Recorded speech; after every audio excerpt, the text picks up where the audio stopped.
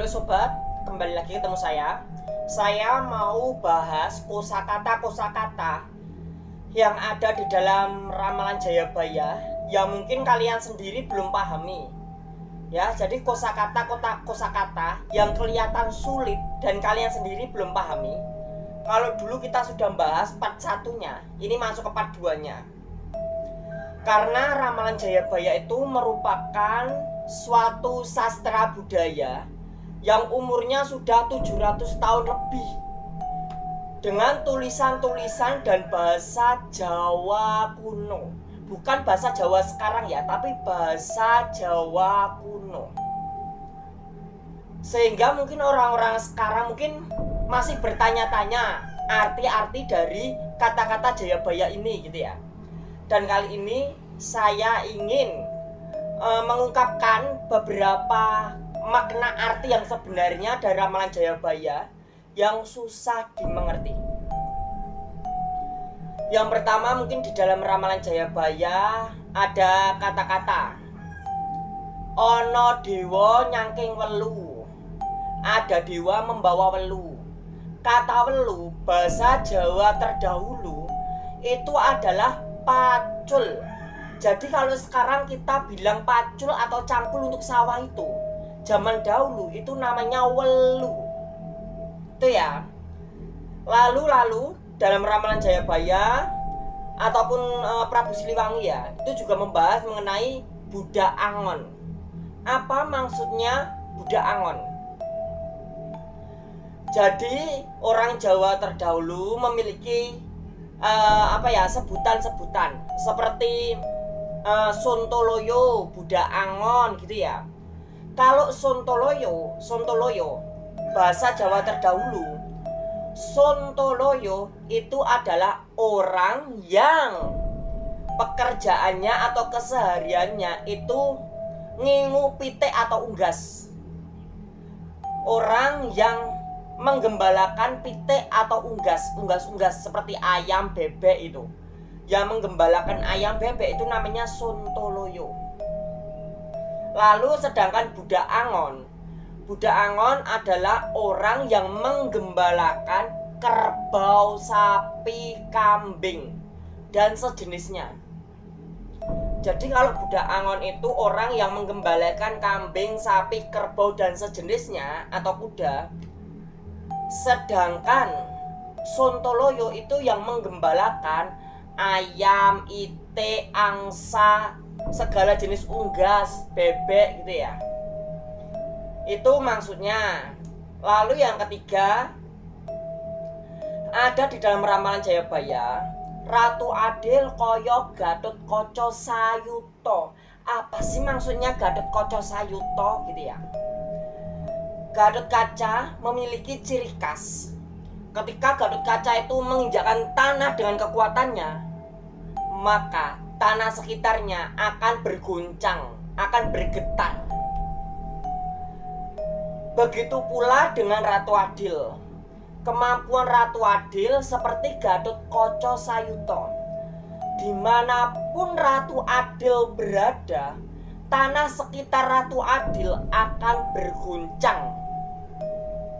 Dimanapun Ratu Adil berada, tanah sekitarnya akan berguncang, bergetar. Itu ciri khas Gatot Kaca Sayuta. Lalu ada juga dalam ramalan Jayabaya, bakal ono dewa ngejawanta, apa rupa kaya Bathara Kresna, awatak Baladewa. Itu adalah filosofi gambaran Ratu Adil. Maksudnya dewa ngejawanta itu maksudnya bukan seorang dewa yang lalu menjelma menjadi manusia, bukan. Dewa ngejawanta dalam bahasa Hindu, aksara Jawa Hindu, kata dewa atau Bathara itu artinya cahaya. Dewa itu artinya cahaya. Akan ada cahaya yang menjadi manusia, di mana cahaya itu, manusia itu akan memiliki wajah seperti Dewa Krishna dan akan memiliki sifat atau watak itu seperti Baladewa. Baladewa kakaknya Krishna ya, itu.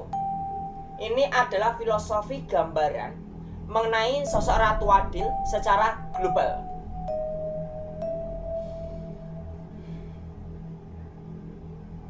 Mungkin ada pula besok selet-seleting zaman ngancik tutuping tahun 2024-2025 bakal kelakon gonjang ganjingi bumi. Maksudnya gonjang ganjingi bumi itu apa? Gonjang ganjingi bumi di dalam bahasa Jawa kuno itu bisa disebut sebagai gempa bumi yang sangat besar. Gempa bumi yang sangat besar. Kalau dibahasakan sekarang itu adalah gempa megatrust. Itu dibahasakan sekarang. Namanya gempa megatrust. Sedangkan dibahasakan zaman dahulu itu namanya gonjang ganjingi bumi. Karena orang Jawa terdahulu belum tahu apa itu gempa bumi megatrust, mereka nggak tahu. Kalau di zaman sekarang kita lebih sering mendengarnya dengan sebutan gempa megatrust. Sedangkan gonjang ganjingi bumi kita nggak tahu karena itu bahasa terdahulu. Lalu yang kira-kira sulit apalagi nih? Apa yang kira-kira memang sulit? Apa yang mungkin membuat kalian tuh sulit? Kalian bisa bertanya ya. Dari ramalan Jayabaya, kosakata apa yang menurut kalian sulit? Nanti akan saya jawab. Karena saya tuh juga membaca ramalan Jayabaya loh. Saya baca kitab ramalan Jayabaya. Saya orang Jawa. Lalu di dalam ramalan Jayabaya, itu menyebutkan besok bakal kelakon Jongko Joyoboyo. Besok akan terjadi rentang waktunya Jayabaya. Ada 7 waktu pembahasan Jayabaya, pemilahan Jayabaya. Dan ini masuk ke waktu ke-7. Waktu ke-7 di dalam ramalan Jayabaya itu dimulai dari tahun 2001. Dimulai dari tahun 2001 sampai 2100. 2001 sampai 2100. Dan ini masuk ke jangka ke-7, jangka yang terakhir.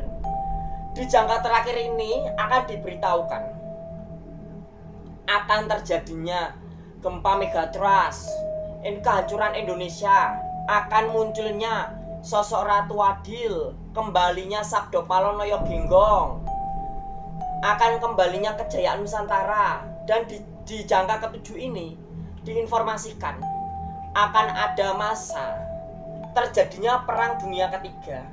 Raja dan raja, presiden dan presiden itu saling rembukan atau rapat membahas negara mana yang ingin mereka hancurkan. Akan ada sekutu-sekutu di dalam peperangan. Dan itu sudah nyata-nyata akan terjadi dan tergenapi sedikit demi sedikit. Semua itu sudah mulai tergenapi. Jangan lupa klik like dan subscribe video ini.